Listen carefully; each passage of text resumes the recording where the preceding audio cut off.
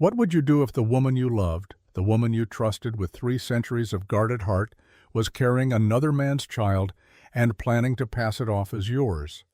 Most men would cancel the wedding, walk away in silence, nurse their wounds in private. But Alaric Dreadmore was not most men. He was the vampire king who had ruled the Western Dominion for 347 years. The immortal who once hunted a traitor's bloodline across 4 generations because that traitor dared to betray his sister. He never forgave. He never forgot. And he never ever let a wrong go unanswered.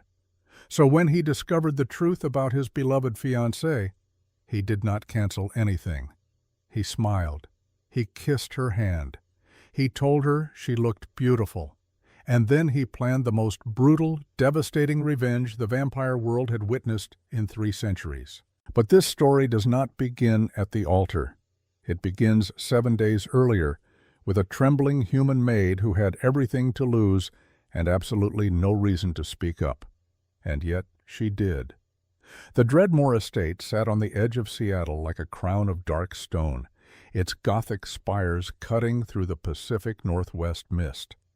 Inside those walls, power lived and breathed, the kind of power that made mortal men whisper and immortal ones tread carefully. Alaric Dreadmore stood before a floor-length mirror in his private chambers, fastening cufflinks that had belonged to his father, and his father's father before that. Pale hair fell past his shoulders in waves that caught the firelight. A sharp black suit hugged a frame that contradicted its centuries of existence. His eyes, the color of winter storms, reflected a man who had seen empires rise and fall. In 7 days he would marry Evangeline Ravencroft, the vampire duchess who had somehow slipped past every wall he had built over 300 years. She made him laugh. She made him want to be more than the brutal king his enemies whispered about in shadows. For her, he had begun to imagine something he thought lost to him forever. A family. His phone buzzed. A text from Evangeline. "Missing you terribly, my love. This separation before the wedding is torture." He smiled, typing back with unexpected tenderness for a man who once made an entire vampire clan disappear for insulting his sister. 6 more days, my darling, then eternity. He set the phone down and stared at his reflection. King of the Western Dominion, one of 7 vampire kingdoms that carved up North America like a chessboard. He had survived wars, betrayals, assassination attempts, and the slow corrosion of time that turned most immortals into hollow shells. But love? That was the one battle he had never won. His mind drifted to Isolde, his older sister, locked away in an Irish convent for 70 years. Broken by a human lover who claimed to adore her, who promised her eternity, and who instead poisoned her with vervain and stole 3 centuries' worth of family artifacts the night before their union. She survived. Barely. But something in her snapped that night. Something vital and irreplaceable. Alaric visited her once 5 years ago. She sat by a window in that stone monastery, staring at nothing, speaking to no one. The brilliant, vibrant woman who taught him to hunt, who laughed like thunder, who once challenged 3 elder vampires to combat for insulting their family name. Gone, replaced by a ghost in living flesh. He swore that day he would never love, never trust, never give anyone the power to destroy him the way Isolde had been destroyed. Then he met Evangeline. Beautiful, sharp-witted Evangeline, with her midnight hair and emerald eyes. She debated philosophy with him until dawn. She challenged his decisions without fear. She made him feel alive in a way he had forgotten was possible, and in 6 days she would become his queen. He had no idea how wrong he was. 4 floors below, in the servant quarters that smelled of lavender and old wood, Sienna Ashford clutched her uniform with white-knuckled fingers. 23 years old, college dropout from a small town in Oregon, completely out of her depth. She had taken this job 3 days ago out of pure desperation, student loans drowning her, her mother's medical bills piling up faster than she could count. The employment agency promised good pay and asked no questions. They did not mention her employer was vampire royalty. Sienna smoothed her black dress and tried to remember the instructions. Eyes down, speak only when spoken to.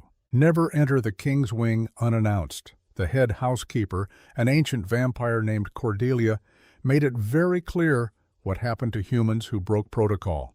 Nothing good. Sienna was assigned to the guest wing, preparing rooms for wedding attendees.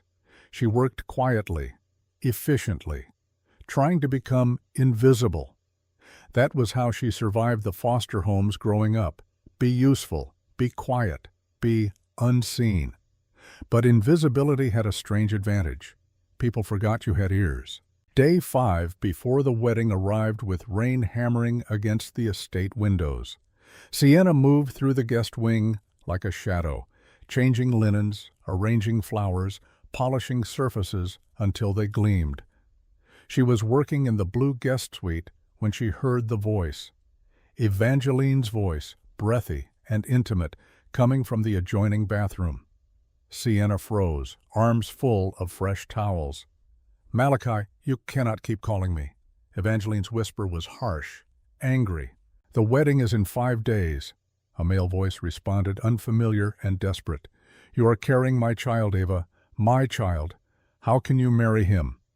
Silence stretched like a blade. Then Evangeline's cold laugh cut through the air. "A child, yes. But Alaric's heir, do you understand what that means? Our baby will inherit 7 kingdoms, Malachi. 7. Sienna's heart hammered against her ribs. She should leave. She should run. This was not her business. "You told me you loved me," Malachi said. And Sienna heard the break in his voice. "I loved what you could give me at the time. Now I love what Alaric can give me. Power. Immortality for our child through his bloodline. A throne. Alaric will find out. Alaric sees what I want him to see." Evangeline's voice turned sharp, calculating. "He is so desperate to be loved, it is almost pathetic. The mighty vampire king reduced to writing me poetry. He will claim this child as his own and never question it." A pause, then something else. Something that made Sienna's blood run cold. "Now leave through the side entrance before someone sees you. And Malachi, phase 2 begins after the wedding. The council is counting on me. Do not ruin this." Footsteps approached. Sienna barely made it to the hallway, her arms full of linens, her mind spinning like a tornado. She pressed herself against the wall as Malachi Sterling, a handsome human man in his 30s, slipped past her without a glance.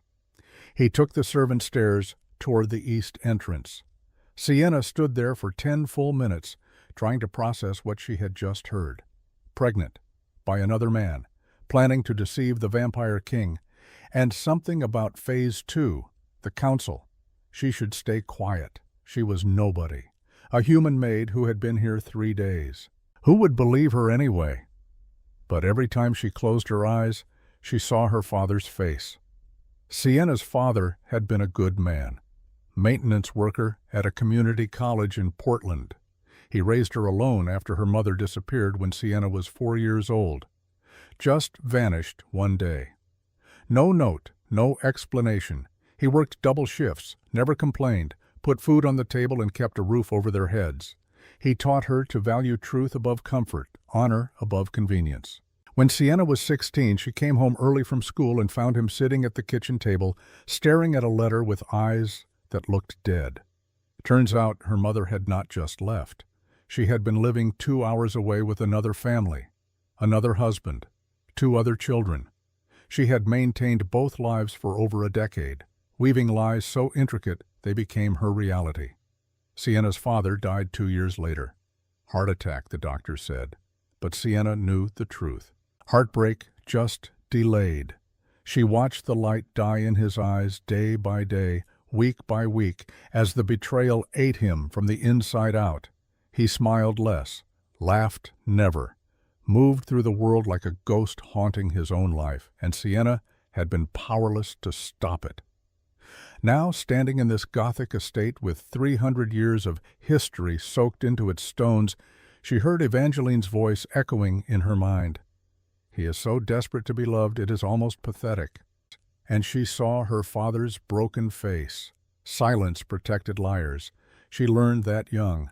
But silence also killed good men slowly. For 2 days, Sienna said nothing. She worked. She avoided eye contact. She tried to convince herself it was not her place. But every time she saw Alaric Dreadmore walk through the estate, his rare smile softening his ancient features, his voice gentle when he mentioned Evangeline's name, something twisted in her chest. On day 3 before the wedding, the estate buzzed with final preparations. Alaric was inspecting the grand ballroom where the reception would be held, speaking with the event coordinator about the positioning of the orchestra.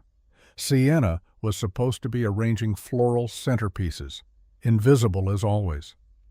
"Make sure there are gardenias," Alaric said, and his voice held a tenderness that made Sienna's hands still. "They are Evangeline's favorite." The coordinator laughed and agreed. The staff filtered out, returning to their duties.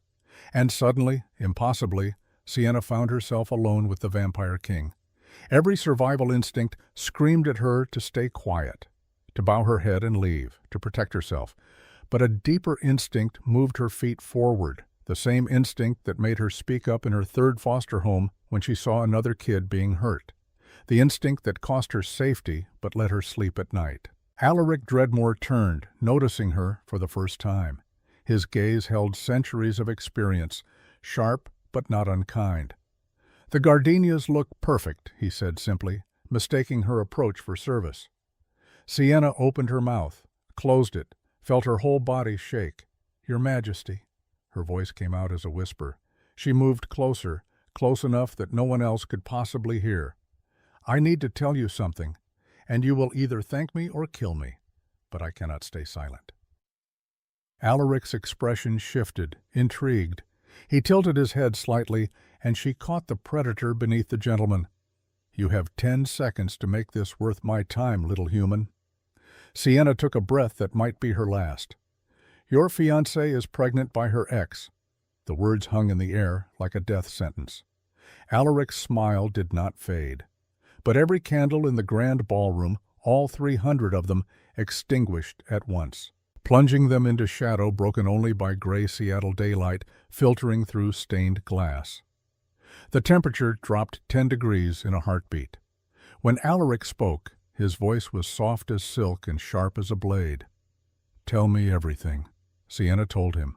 Every word she overheard, every detail she could remember.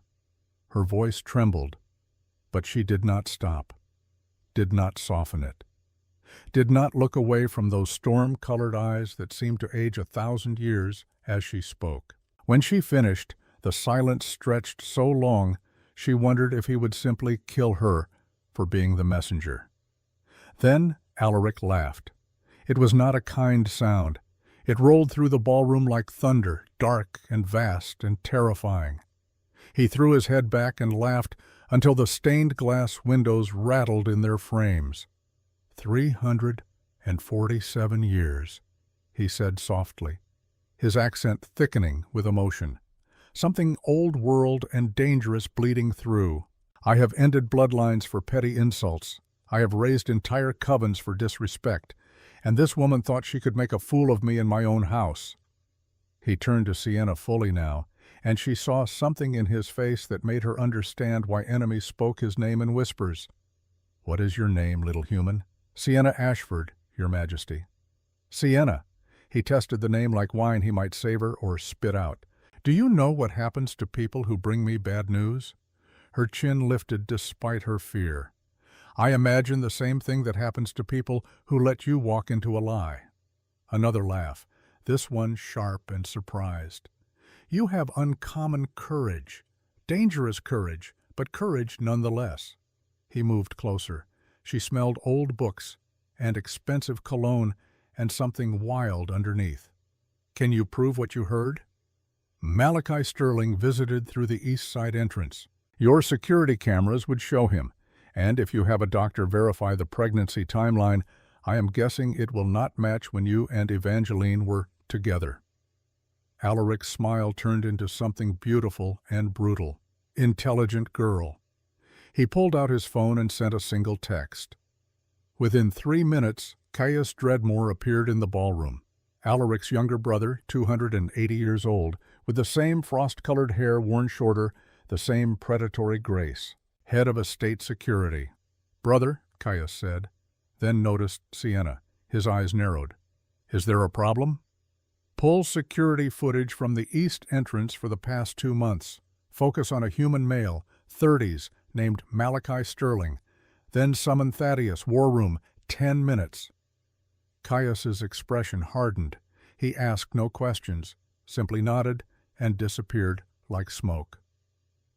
Alaric turned back to Sienna. "You are dismissed for now. Go to your quarters. Speak to no one. And Sienna, if you are lying to me, your death will take days." "I am not lying." "Then you may have just saved my kingdom." Sienna was escorted back to her room by a vampire guard who said nothing. She collapsed on her narrow bed, shaking. What had she done? She had just destroyed a royal wedding. She had just humiliated one of the most powerful vampires in North America. She would be dead by morning. But morning came with a different kind of summons. Cordelia appeared at her door, face unreadable. "Pack your belongings. You are being transferred." "Transferred where?" "That is not your concern. Be ready in 1 hour." Panic clawed up Sienna's throat. This was it. They were moving her somewhere remote to dispose of her quietly. She thought about running. But where would she go? You did not run from vampire royalty. They always found you. An hour later, she was escorted across the estate grounds to a cottage she had not even known existed. Small, beautiful, tucked among pine trees with exposed beams and soft lighting, more comfortable than anywhere she had ever lived. The guard left without explanation. Sienna stood in the center of the cottage, utterly confused. Meanwhile, in Alaric's private study, 3 men sat in silence that felt like the eye of a storm. Alaric behind his mahogany desk, fingers steepled, face carved from stone. Caius standing by the window, arms crossed, jaw tight. Thaddeus Gravesend in the leather chair across from Alaric, 400 years old, with silver-streaked dark hair and ancient eyes that had seen civilizations crumble. "The footage," Caius said, sliding a tablet across the desk. Alaric watched in silence as Malachi Sterling entered the estate through the east entrance, once, twice, 7 times. 17 times total over the past 2 months, always when Alaric was away on kingdom business. "The medical report," Thaddeus said, producing a folder. "I had our physician discreetly examine the records Evangeline submitted for pre-wedding blood work. She is indeed pregnant, approximately 3 months along." Alaric's jaw tightened. "I was in Vienna 3 months ago, summit with the eastern provinces. 2 weeks. Evangeline claimed illness and stayed behind," Caius added quietly. The room fell silent. Then Thaddeus leaned forward, his knowing gaze sharp. "There is more, my king. I pulled additional security footage from other cameras. Evangeline had 3 meetings over the past month that were not with Malachi Sterling." He swiped to new footage. A hooded figure meeting Evangeline in the estate gardens at midnight. They spoke for 20 minutes. The figure's face remained hidden, but something about the posture, the bearing, set off alarms in Alaric's mind. "Enhance," Alaric commanded. Thaddeus zoomed in on the figure's hand as it gestured. A ring glinted in the moonlight. A sigil ring, the crest of the Nightshade bloodline. "Draven," Alaric breathed. Caius's entire body went rigid. "The Northern King? Here? On our territory?" Thaddeus pulled up more footage. 2 more meetings. Same hooded figure. Same sigil ring. "This is not about a pregnancy," Alaric said softly. "This is about my throne." He stood pacing to the window. Outside, Seattle sprawled in the distance.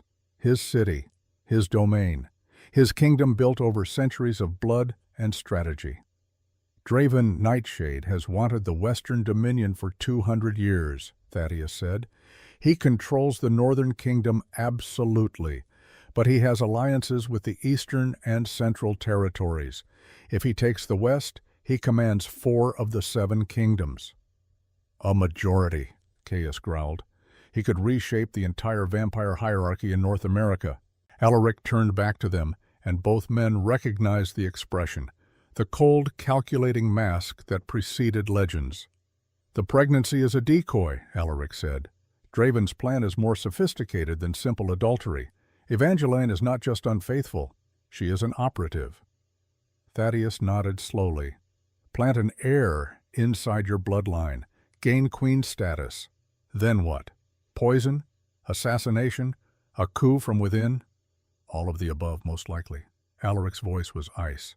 "And I was so eager to believe in love, I nearly handed him everything on a silver platter." He thought of Isolde, broken by betrayal, and something in his chest that had been soft for Evangeline hardened into diamond. "We have 5 days until the wedding," Alaric said. "Evangeline suspects nothing. She thinks she has won." "We cancel," Caius said immediately. "Expose her now. Execute her for treason." "No." Both men stared at him. Alaric's smile was terrifying. "We let her think she has won. We let her play out her hand. And when the moment is perfect, when she is at the altar in front of representatives from all 7 kingdoms, we destroy her so completely that Draven Nightshade understands what happens when you betray Alaric Dreadmore."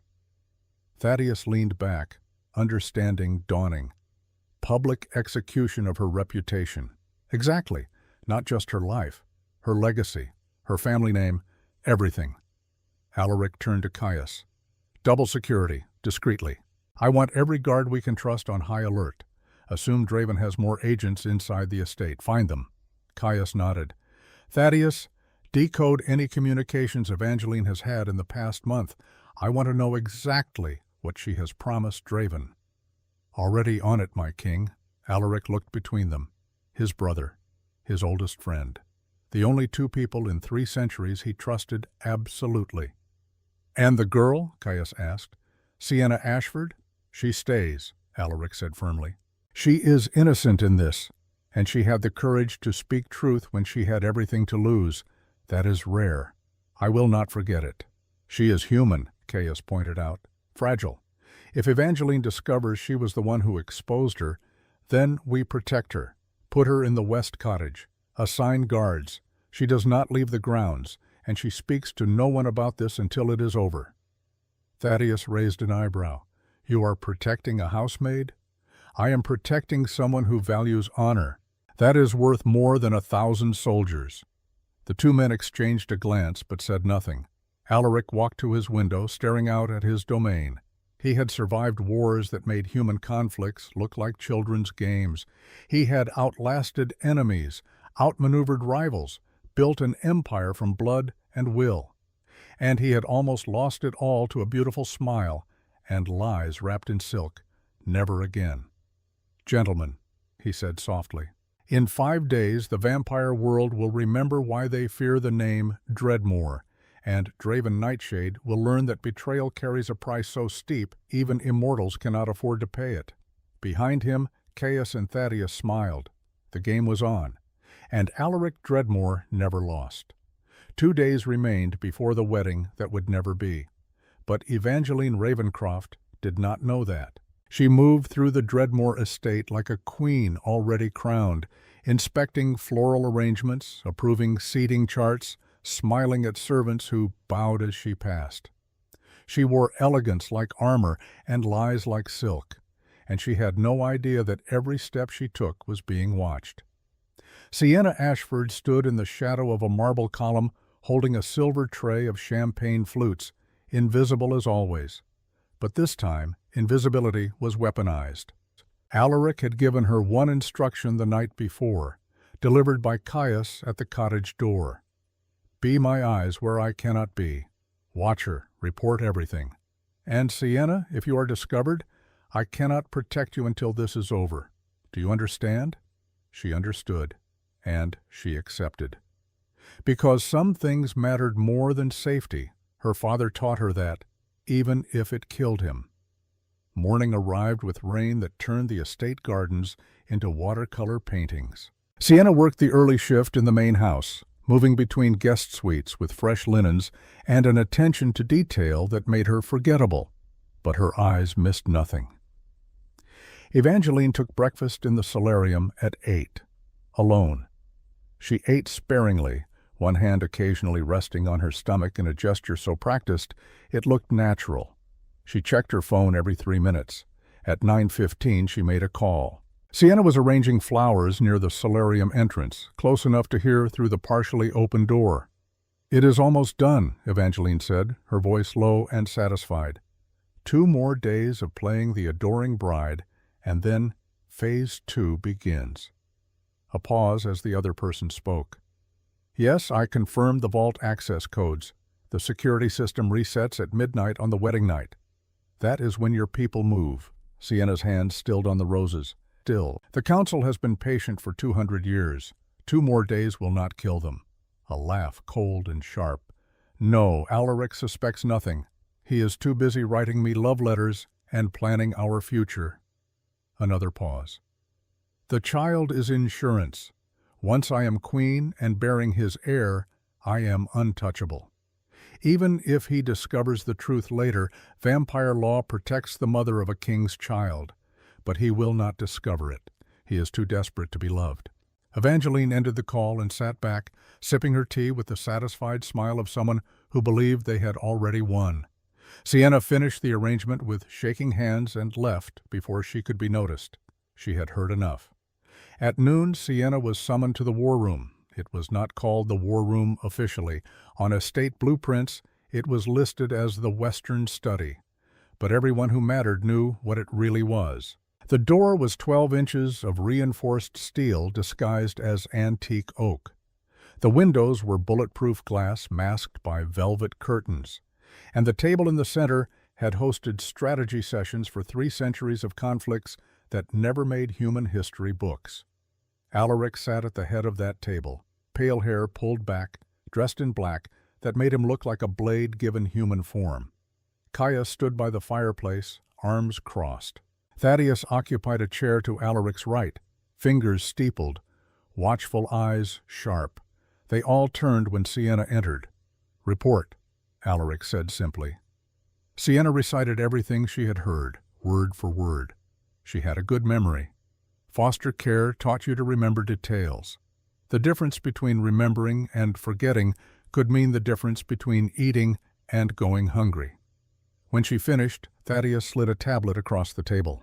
"We decoded Evangeline's encrypted messages from the past month. You were right, my king. This goes far beyond simple adultery." The screen showed a series of text exchanges between Evangeline and someone listed only as the architect. Alaric read in silence, his expression carved from stone. "Vault access, security protocols, guard rotation schedules." His voice was soft, dangerous. "She has been feeding Draven intelligence for months."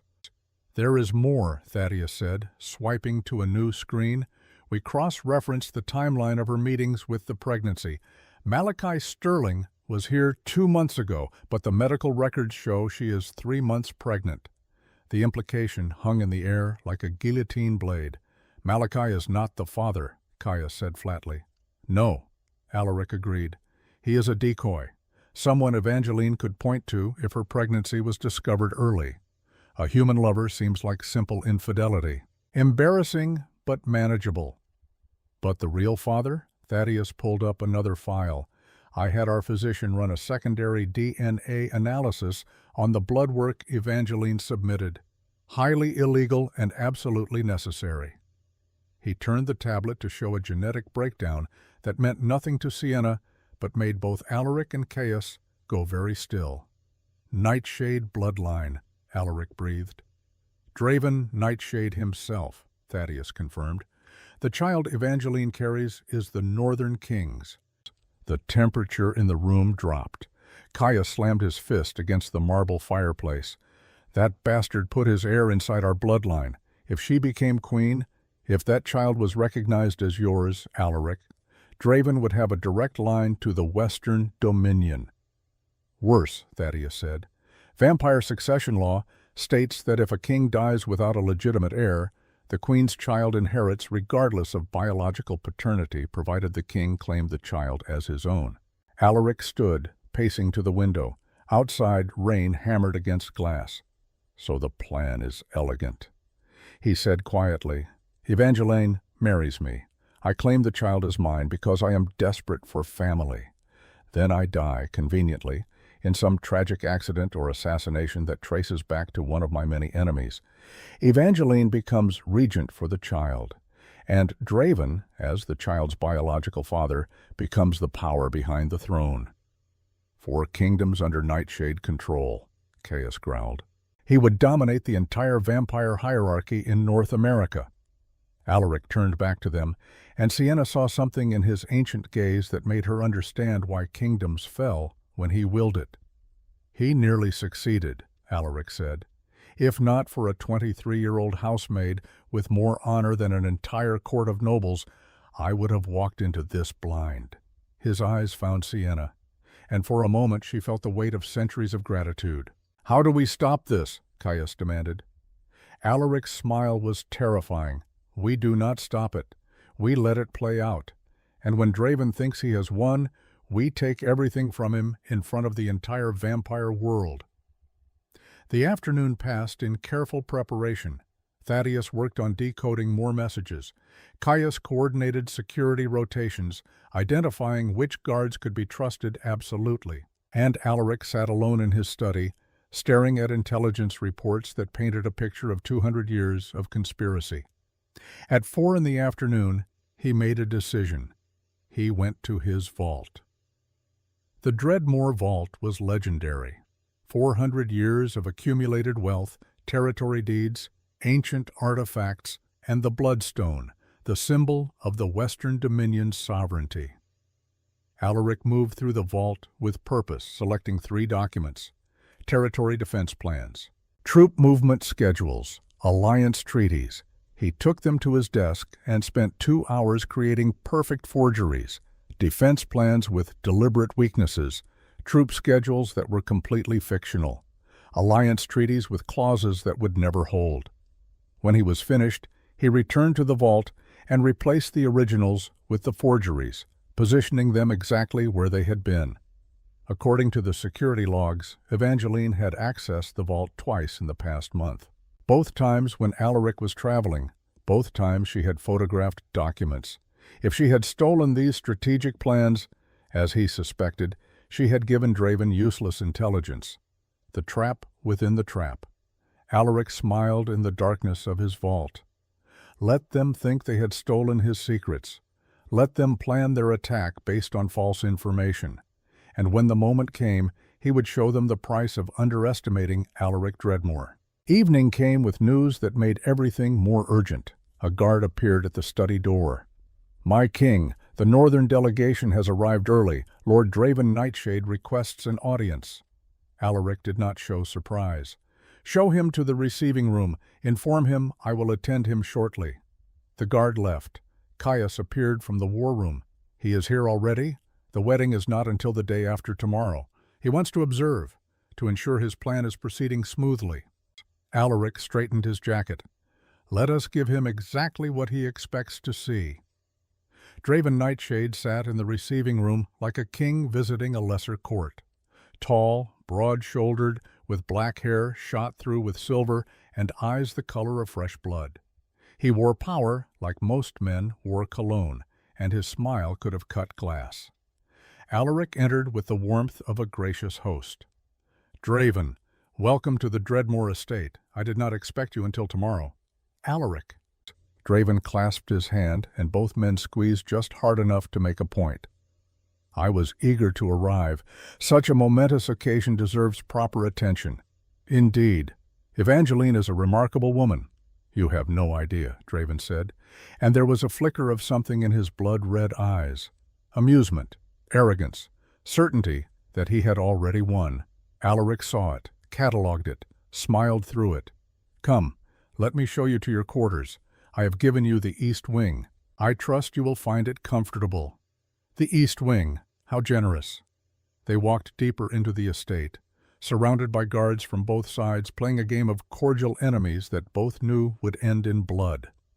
Alaric showed Draven every courtesy, every tradition, every gesture of hospitality between allied kingdoms, and all the while he watched, observed, noted which of Draven's 20 guards moved like soldiers and which moved like assassins, When Draven was settled, Alaric returned to the war room. "He suspects nothing," Caius said. "Good. Keep it that way." Night fell, and Alaric made a decision that surprised everyone. "I am leaving the estate tonight. Personal matter. I will return by morning." Caius frowned. "Brother, is that wise? With Draven here?" "It is necessary. You will understand soon enough." "Where are you going?"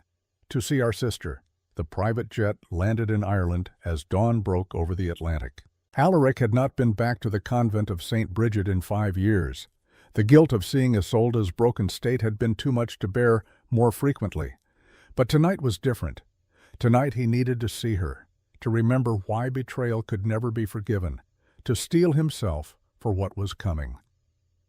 A car took him from the airstrip to the cliffs of County Clare. Wind howled in from the sea, battering walls that had stood for 800 years. He walked through corridors that smelled of beeswax and age, following a nun who spoke in whispers. "She has been different lately," the nun said. "Agitated. The first signs of awareness we have seen in 70 years. She asked for you specifically 3 days ago, first words she has spoken since 1955. Alaric felt something in his chest constrict. "What did she say?" "Just your name, over and over. Alaric, Alaric, Alaric," as if trying to wake from a dream.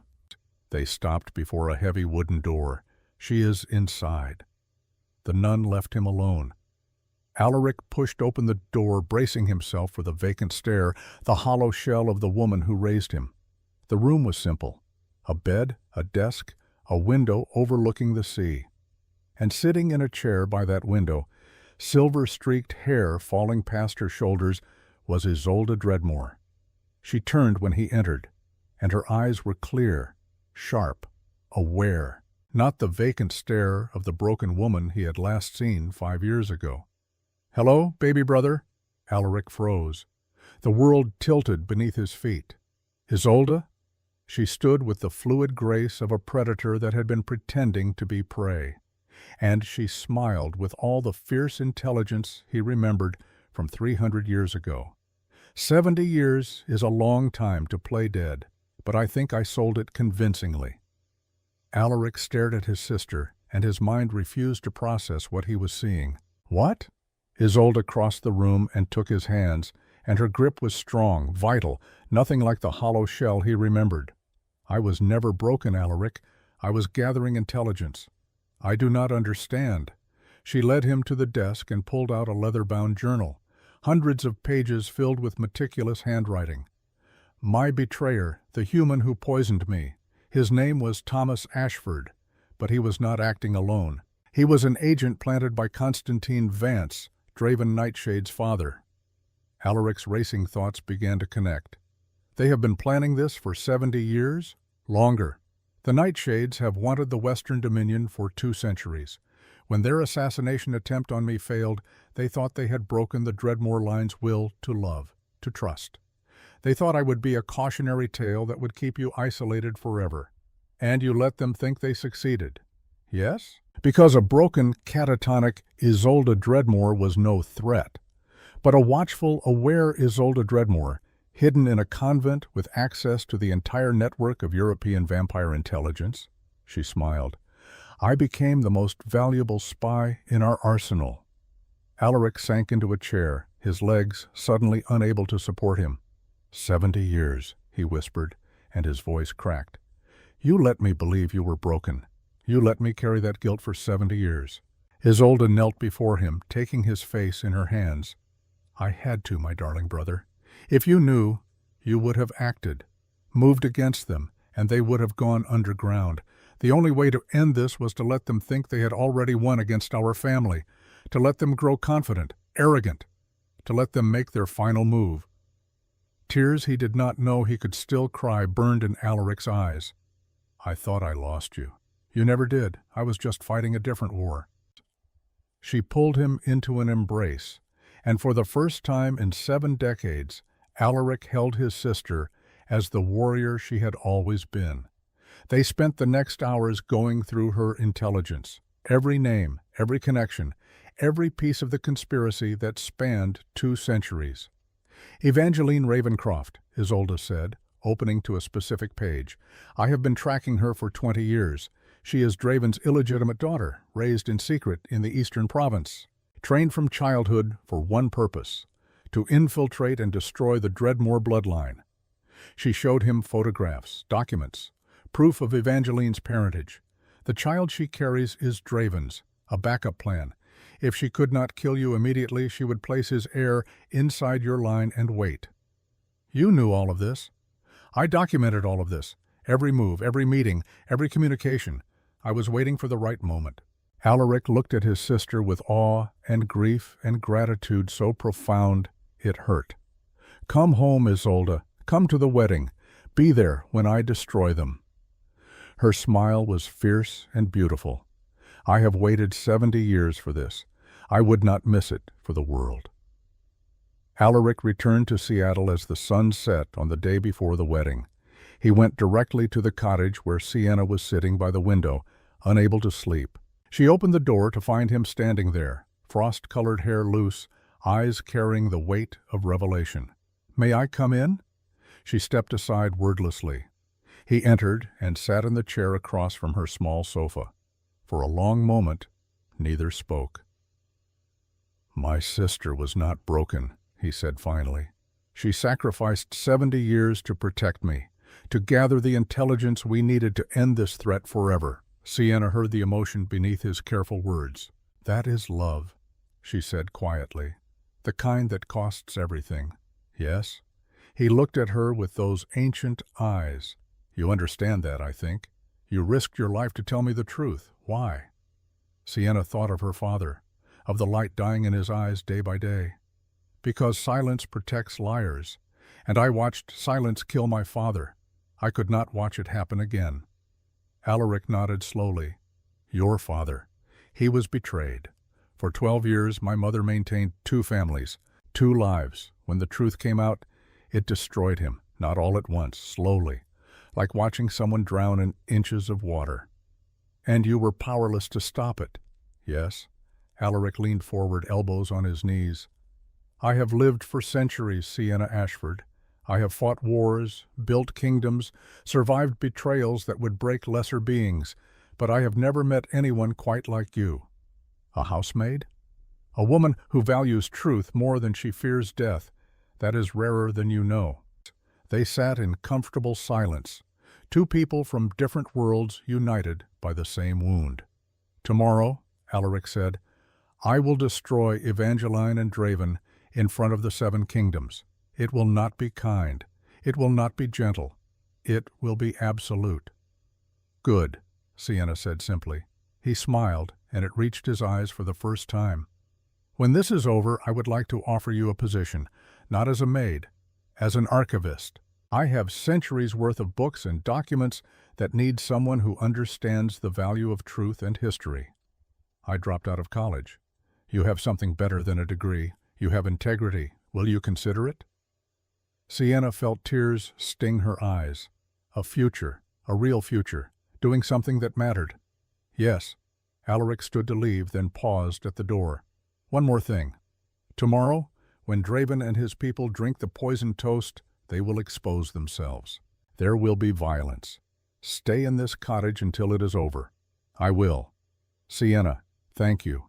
For your courage, for your truth, for reminding me that honor still exists in this world. Thank you for listening, for believing me." He left, and Sienna sat in the dark cottage, knowing that tomorrow would bring fire and justice in equal measure. The pieces were in position, the trap was set, and Alaric Dreadmore was ready to remind the vampire world why they feared his name.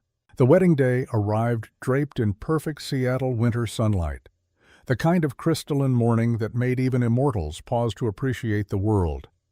The Dreadmore estate had been transformed into something from a darker fairy tale. White roses climbed every stone surface, their thorns left deliberately visible. Black silk drapes billowed in the cold breeze, and 300 guests, representing the most powerful vampire families across North America, filled the grand garden pavilion. This was not a wedding. This was a gathering of predators in formal wear, watching to see which alpha would emerge bloodied. Sienna watched from the cottage window as the guests arrived.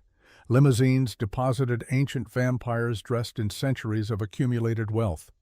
She recognized faces from the intelligence briefings Thaddeus had shown her.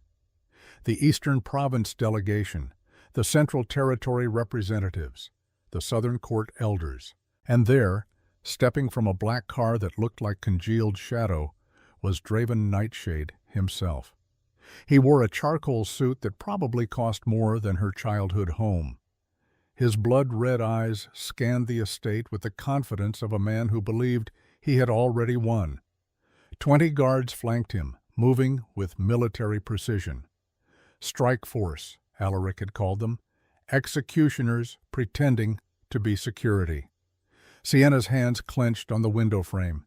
She wanted to be there, to see Alaric destroy them. But her orders were clear: stay hidden until it is over. She would obey. Because Alaric Dreadmore had earned her trust in a way few people ever had. In the main estate, Alaric stood before a floor-length mirror in his private chambers, fastening cufflinks that had belonged to his grandfather. Black suit, perfectly tailored. Silver hair pulled back with a single black ribbon. He looked every inch the vampire king who had ruled for 3 centuries.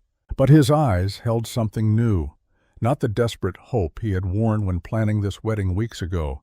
Not the wounded pride of a man betrayed. Cold, calculated fury wrapped in perfect control. A knock at the door. "Enter." Caius stepped inside, dressed in similar formal black, his role as best man requiring him to stand at the altar. "Everything is in place," Caius said quietly. "The wine has been switched." Thaddeus confirmed it personally. "The holy water blend is in every bottle marked for the toast." Draven's guards? Positioned exactly where the intercepted plans said they would be. 12 inside the pavilion, 8 more at strategic points around the estate, all thinking they are invisible. And our people? 50 of our best, hidden in the upper galleries and behind the columns, armed with silver and waiting for your signal. Alaric adjusted his tie with steady hands. "Isolde? Arrived an hour ago. She is in the west wing, out of sight. The look on her face, brother, she has waited 70 years for this." "As have I, in my own way." Caius studied him. "You are calm." "I am always calm before I destroy someone. That is what worries me." Alaric turned from the mirror and clapped his brother's shoulder. "Today, the vampire world learns what happens when you mistake my capacity for love as weakness. Draven thought Isolde's tragedy made me vulnerable. Instead, it made me watchful. And Evangeline?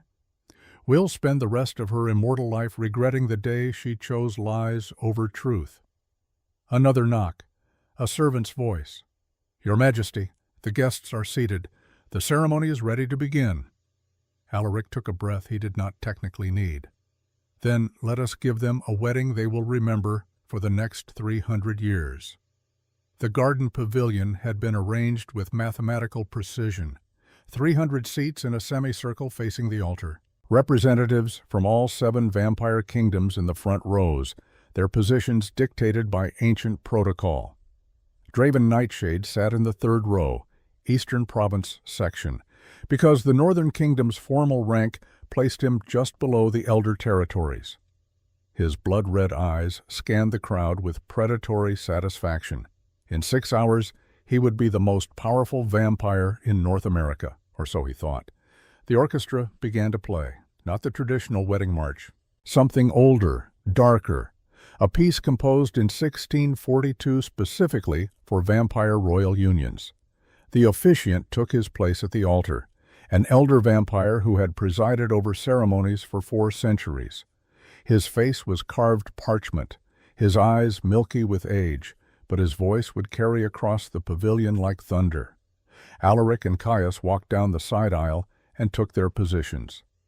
Alaric looked magnificent, terrifying, a king in every line of his body, and his face showed nothing but calm anticipation.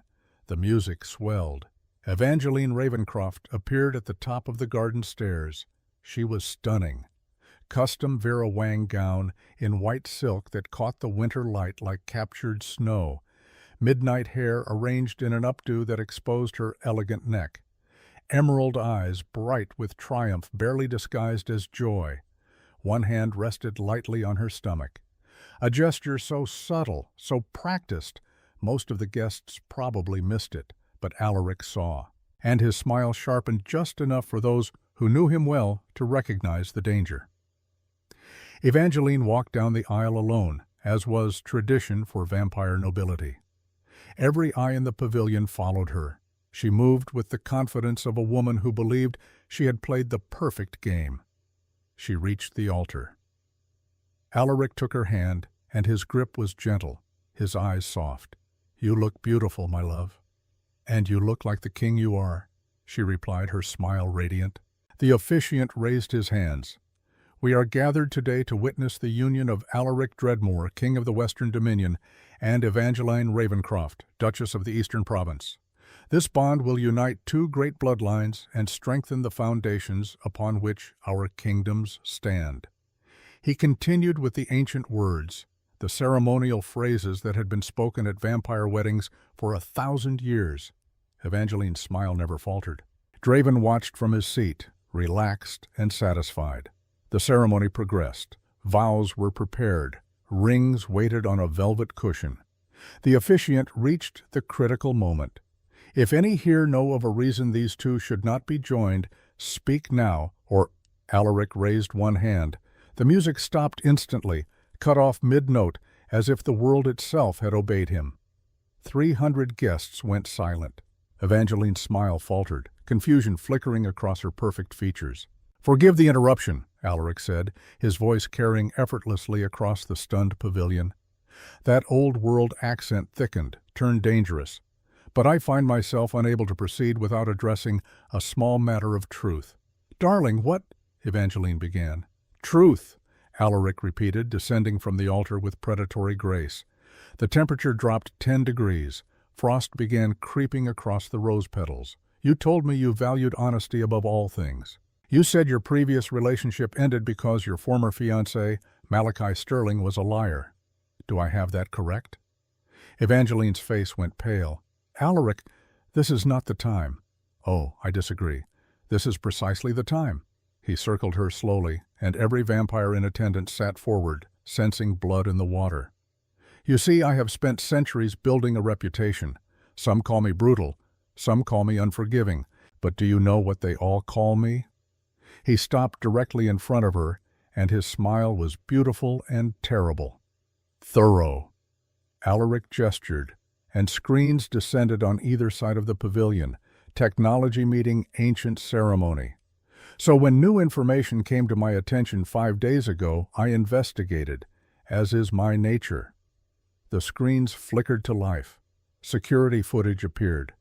Date stamped. Time-coded Malachi Sterling entering the Dreadmore estate through the east entrance. Once, twice, 7 times, 17 times total over 2 months. The crowd erupted in gasps and furious whispers. "That can be explained," Evangeline said quickly. "He was a friend. We talked. There was nothing inappropriate." Alaric's voice cut through her explanation like a blade. "Then explain this." Audio began to play. Evangeline's own voice, crystal clear. "You are carrying my child, but Alaric's heir. He is so desperate to be loved, it is almost pathetic. The mighty vampire king, reduced to writing me poetry. He will claim this child as his own and never question it."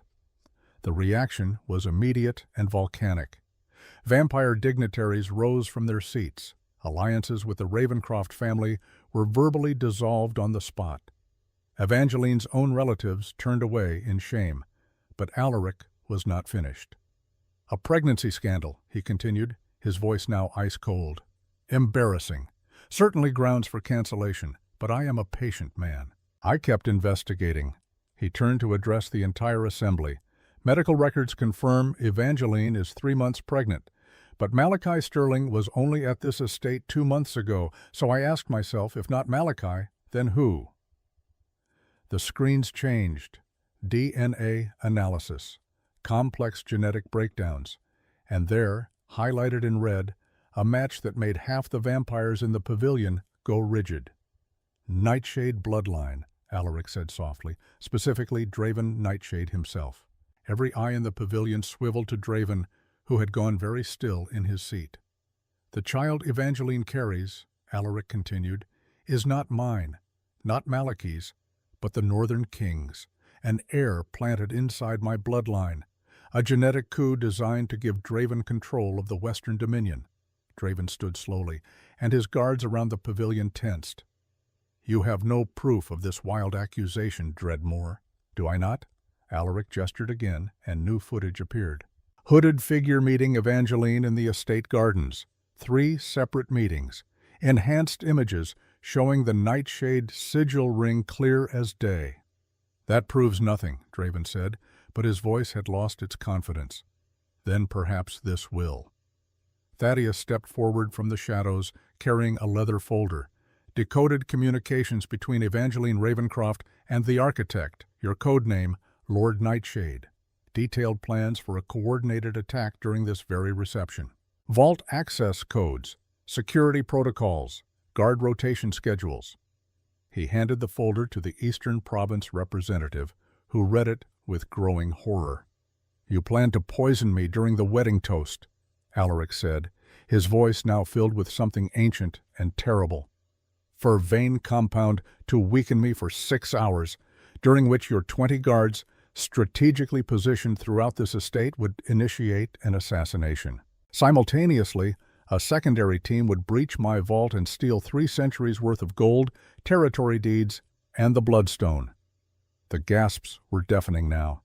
Alaric's smile turned absolutely predatory. But perhaps my favorite part, he continued, his voice dropping to something that made even elder vampires shiver, is that I have known about this entire plan for 3 full days. Evangeline's face went white. Draven's expression cracked. Impossible, Draven breathed. That vault access you thought you achieved, Evangeline? Those strategic documents you photographed? Alaric laughed, and it was a sound that would haunt nightmares. Battle plans with deliberate weaknesses, troop movement schedules that were completely fictional, alliance treaties that would dissolve the moment you tried to use them. Every single one was a forgery. He turned to Draven. I let you believe you were winning. I wanted to see exactly how far you would go, how deep the betrayal ran. And you gave me everything I needed to destroy you completely. You thought you were stealing my secrets. Instead, you were collecting evidence of your own treason. The pavilion erupted in chaos, vampires standing, shouting, demanding explanations. Draven's facade finally cracked completely. His eyes blazed red, and his guards around the pavilion moved their hands toward concealed weapons. You think you have outmaneuvered me, Dreadmore? You are outnumbered. My people are everywhere. One signal from me, and they will expose themselves completely, Alaric interrupted, which is exactly what I want. He turned to the officiant, who had been standing frozen throughout this entire revelation. We should not let the preparations go to waste. Please, proceed with the ceremonial toast.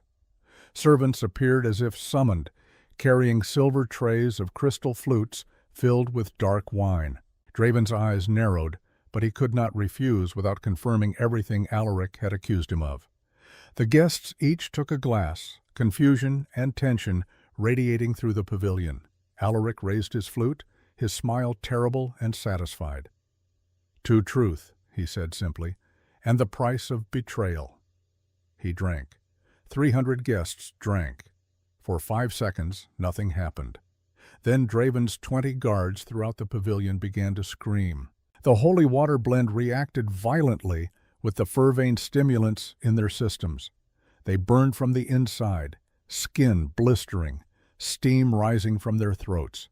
They dropped their glasses and drew weapons, their cover completely blown. Now, Alaric said quietly. 50 of his elite guards emerged from hidden positions in the upper galleries and behind columns, silver weapons drawn, crossbows loaded with blessed bolts. Draven's forces were surrounded in seconds. Drop your weapons, Caius commanded, his voice carrying absolute authority, or die where you stand. One of Draven's guards, braver or more foolish than the others, raised his gun. He did not get the shot off. A crossbow bolt took him through the heart. He dissolved into ash before he hit the ground.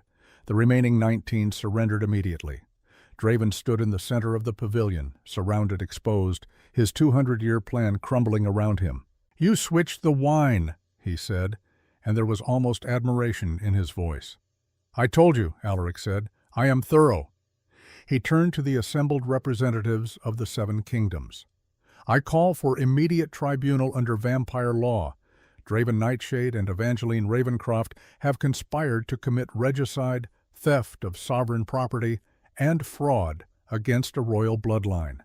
The evidence is overwhelming. The attempt has been witnessed by all 7 kingdoms." The Eastern Province representative, an ancient vampire named Octavian, stood. "The tribunal is granted. All representatives convene." The 7 kingdom representatives gathered at the altar, forming an impromptu court. They reviewed the evidence Thaddeus provided. They questioned Evangeline, who broke down in tears but could not refute the DNA evidence, the recordings, the decoded messages. They questioned Draven, who remained silent, knowing anything he said would only deepen his guilt. The deliberation took less than 10 minutes. Octavian spoke for the tribunal. "Evangeline Ravencroft, you are stripped of all titles, lands, and privileges. You are exiled to the northern wastes under observation. The child you carry will be provided for financially until adulthood, but will have no claim to any throne or title. You will never hold power in any vampire territory in the Western Hemisphere."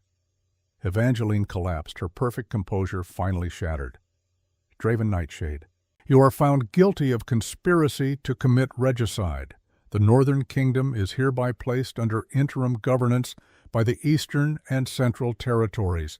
You will pay reparations equaling half your kingdom's treasury to the Western Dominion. Your alliances with the Eastern and Central Territories are dissolved. You are forbidden from entering Western Dominion territory for 200 years. Draven's face went white with fury, but he could say nothing. The judgment of 7 kingdoms was absolute. "Take them," Alaric said. Guards moved forward to escort both prisoners from the pavilion. As they passed Alaric, Evangeline's eyes were filled with hatred. "You ruined everything," she hissed.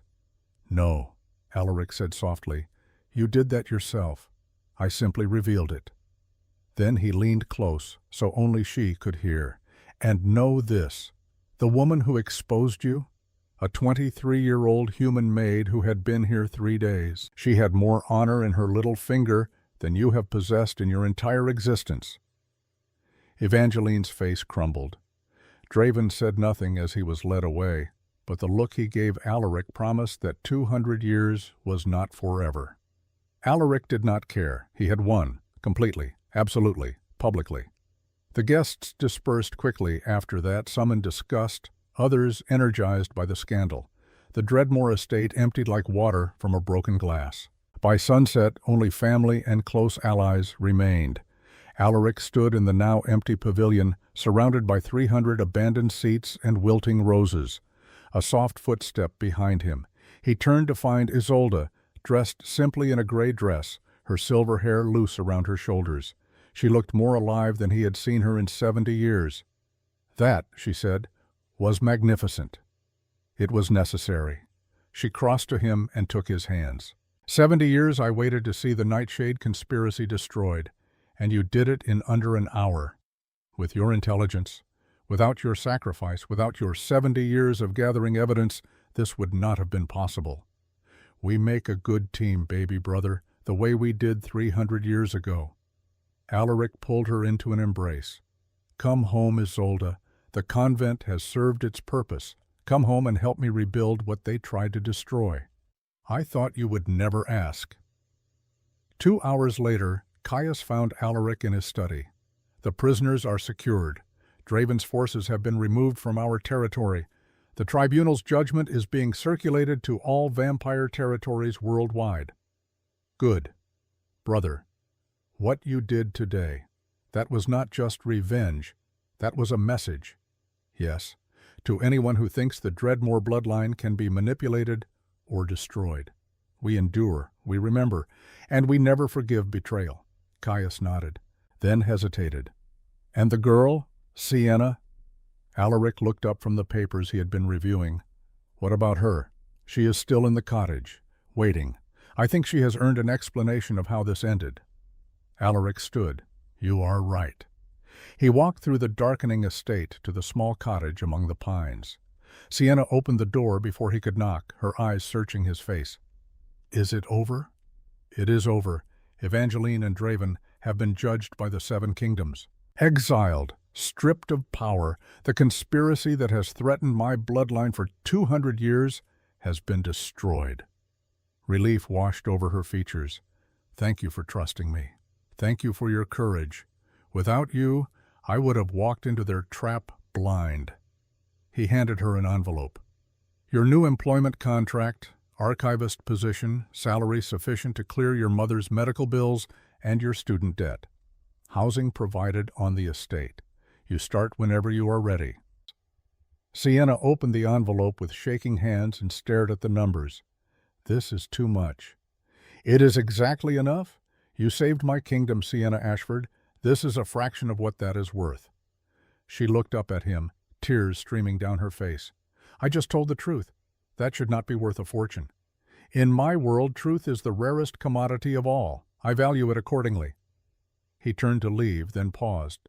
"One more thing. In 2 years, when the scandal has faded and the vampire world has moved on to other dramas, I intend to marry. For real this time. To someone who values truth, who has honor, who sees me as a man rather than a crown." Sienna's breath caught. "I am asking for nothing now," Alaric continued. "We barely know each other beyond this crisis. But I would like the chance to change that, to see if the respect we have built could become something more. No pressure, no expectations, just possibility." "What?" "I would like that," Sienna whispered. Alaric smiled, and this time it reached his eyes completely. "Then we have time. All the time in the world." 2 years later, the Dreadmore estate had never looked more alive. Not 300 guests this time, just 50, carefully chosen, family and true friends.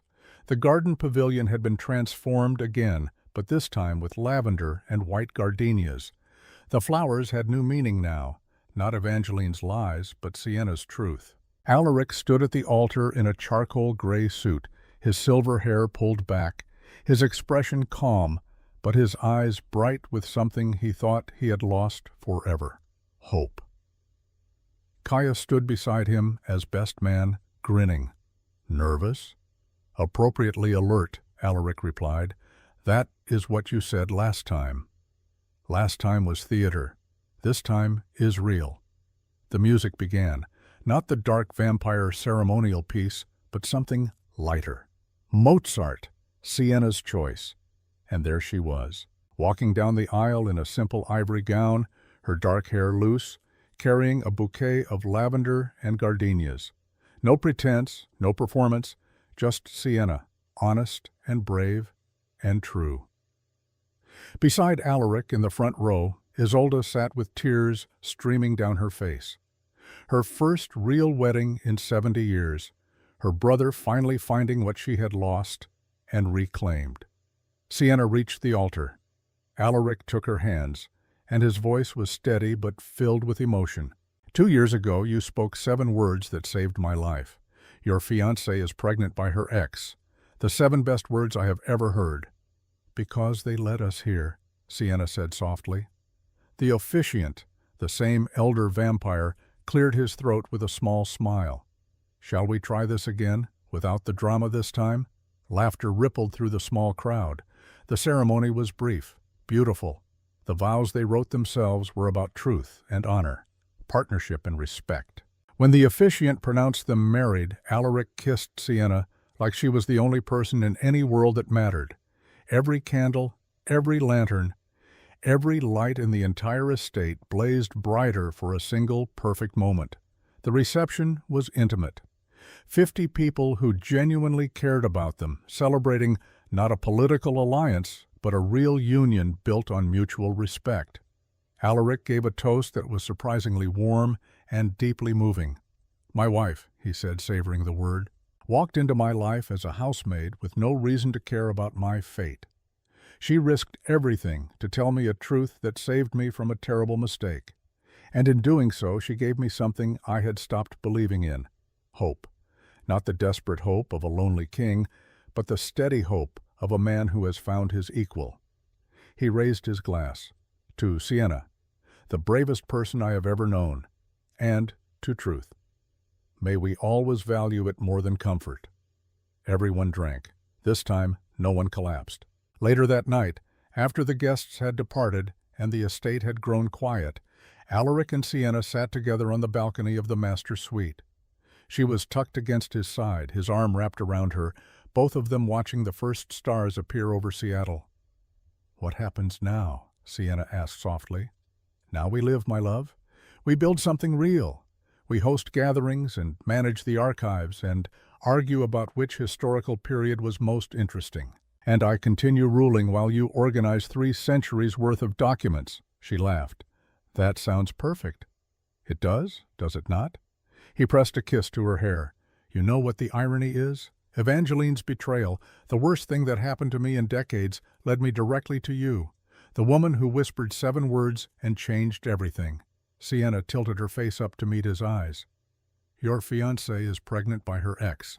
The 7 best words ever spoken." He kissed her, and somewhere in the estate, every candle ignited at once. Far away in the northern wastes, Evangeline sat in her exile and remembered the power she had lost. In the monitored territory of the former northern kingdom, Draven Nightshade planned revenge that would take 2 centuries to execute. But in the Dreadmore estate, none of that mattered. Alaric had his sister back, his kingdom secure, and a wife who valued truth above all things. 347 years had taught him that power, wealth, and immortality meant nothing without honor. And a 23-year-old woman with more courage than an entire court of nobles had reminded him that truth was the strongest weapon of all. Some called it revenge. He called it justice. And justice, like truth, was eternal.